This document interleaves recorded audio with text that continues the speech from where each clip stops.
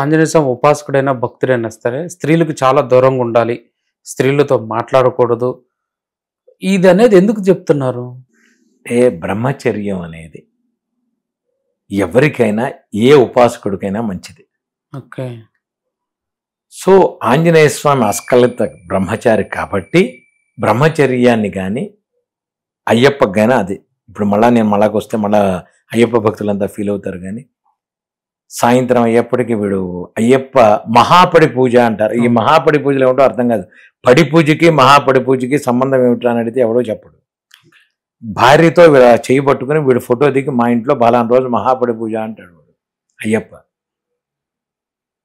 అయ్యప్ప ఆంజనేయ స్వామి బ్రహ్మచర్యం అంటే బ్రహ్మచర్యమే. ఏమండి మా ఆవిడ తీసుకుంది, నేను తీసుకున్నాను, మా ఆవిడ తీసుకోలేదు, నేను తీసుకున్నాను. మా ఆవిడని నేను ఆఫీసుకి దింపాలి, తప్పదు, స్కూటర్ మీద కూర్చోబెట్టుకుంటా. ఎప్పుడు తీసుకోమన్నాడు? అయ్యప్ప వచ్చి నిన్నేమన్నా తీసుకోమన్నాడా? అయ్యప్ప వచ్చి నిన్నేమన్నా దీక్ష తీసుకోమన్నాడా? నువ్వు ఎందుకు తీసుకున్నావు? 40 రోజుల్లో మీ ఆవిడని దింపకపోతే మీ ఆవిడ ఊరుకోదా? నువ్వు ఊరుకోలేవా? 40 రోజులు నువ్వు మీ ఆవిడ విడగా ఉండలేని వాడే నువ్వు బ్రహ్మచర్యం ఏమిటి, దీక్షలు ఏమిటి? ఆంజనేయ స్వామిని అడిగాడా? అయ్యప్ప అడిగాడా నిన్ను? ఎందుకు తీసుకోవాలి? నీకు వీలు కాకపోతే తీసుకోకు గురుదేవ. మరి అలానే ఈ స్వాములు కూడా మాంసం కొట్టే దాంట్లో కూడా ఉంటున్నారు గురుదేవ. అది డ్యూటీ వాడిది. మాంసం కొట్టేవాడి డ్యూటీ. మాంసం కొట్టే వచ్చే బయటికి ఇంకేం 40 రోజులు వెళ్ళకు. 40 రోజులు వెళ్ళకు. మరి భగవంతుడు ఎలా చూపిస్తాడు నీకు దారి? ఖచ్చితంగా చూపిస్తాడు భగవంతుడు. నేను చెప్తున్నా, ఖచ్చితంగా చూపిస్తాడు. మీకు ఉదాహరణ చెప్తా.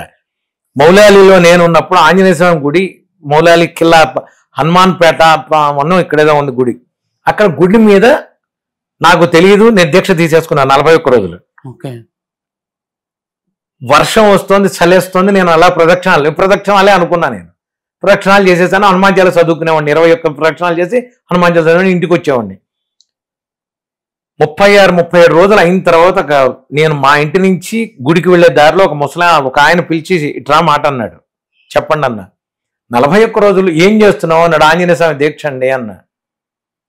మరి ఆంజనేయ స్వామి దీక్ష అయితే 41 రోజుల తర్వాత 108 సార్లు పారాయణ చేసి అందరికీ పెట్టాలి కదా, భోజనం పెట్టాలి కదా, నువ్వు మరి ఏం పెడతావు అన్నాడు. నాకు తినడానికే లేదు, నేనేం పెడతానండి?